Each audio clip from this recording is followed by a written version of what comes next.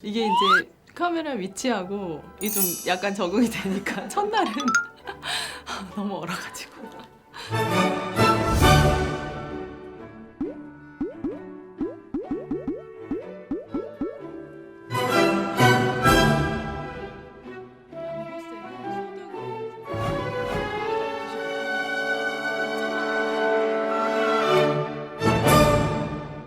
친절한 경제 돋보기 온라인 대변인 브리핑.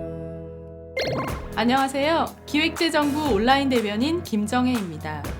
전 세계적으로 코로나19 환자가 1,000만 명을 넘어섰습니다. 모두가 어려운 상황에서도 우리는 잘 해낼 수 있다는 자신감을 가지고 서로를 격려하며 포스트 코로나 시대를 차분히 준비해 나가야겠습니다. 오늘 전해드릴 경제 소식이 여러분에게 힘이 되기를 바라며 온대 브리핑 시작하겠습니다. 첫 번째 소식입니다. 홍남기 경제부총리는 지난 6월 25일 제8차 비상경제중앙대책본부 회의를 주재했습니다. 홍남기 부총리는 이날 회의에서 추경안이 확정되면 이를 조기에 집행하는 노력과 함께 소비 흐름의 정상화와 유동자금의 생산적 투자화가 매우 기묘한 상황이라고 밝혔는데요. 이러한 맥락에서 금융투자 활성화 및 과세 합리화를 위한 금융세제 선진화 추진 방향을 집중 논의하였습니다.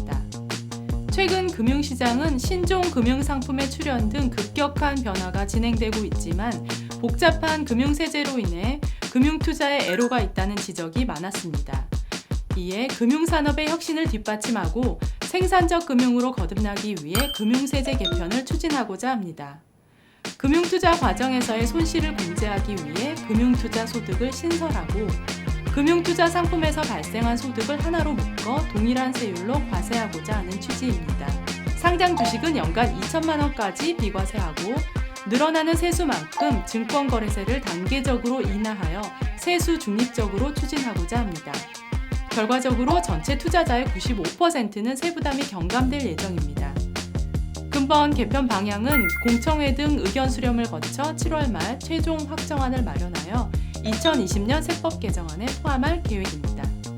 이날 회의에서는 1인 가구 중장기 정책 방향 및 대응 방안, 제2차 공공기관 현장 공감 중소기업 규제로 개선 방안도 논의되었는데요.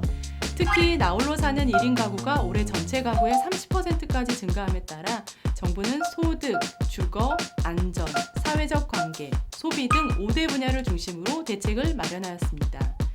취약 1인 가구의 사회 안전망 강화를 위해 기초생활보장제도 종합계획을 재수립하고 여성 1인 가구의 안전 강화 및 소비 환경 변화에 대응해 급성장하고 있는 솔로 이코노미도 적극 육성해 나가겠습니다. 다음 소식입니다. 국제통화기금 IMF는 지난 24일 세계경제 전망을 수정 발표하였습니다. IMF는 세계 경제가 동시적인 깊은 침체를 겪고 있다고 언급하면서 2020년 세계 경제 전망을 4월 마이너스 3%에서 마이너스 4.9%로 하향 조정하였는데요. 미국 등 주요 선진국은 물론이고 신흥 개도국도 마이너스 성장 전망치가 4월보다 더 깊게 하락한 양상으로 세계 경제가 모두 어려운 상황이라고 밝혔습니다. 우리나라의 성장률은 지난 4월 마이너스 1.2%에서 마이너스 2.1%로 조정 전망하였는데요. 이는 성장 전망이 공개된 선진국 중 가장 높고 코로나19 발생 전인 올 1월 전망과 비교하여 조정폭도 가장 작은 수준입니다. 아울러 지난 첫 회에서 IMD 국가경쟁력 평가와 OECD 세계 경제 전망을 소개해드렸는데요. 이와 같이 최근 한국 경제에 대한 국제사회의 긍정적 평가가 잇따르고 있습니다. 세계은행은 지난 6월 9일 한국을 긴급 의료 지정 국가로 선정하면서 한국의 선진적 의료 수준과 성공적인 K-방역을 높이 평가하였습니다. EU 집행위원회는 글로벌 10대 경쟁국과 혁신 성과를 비교한 결과 한국이 8년 연속 1위를 차지하였다고 발표한 바 있습니다.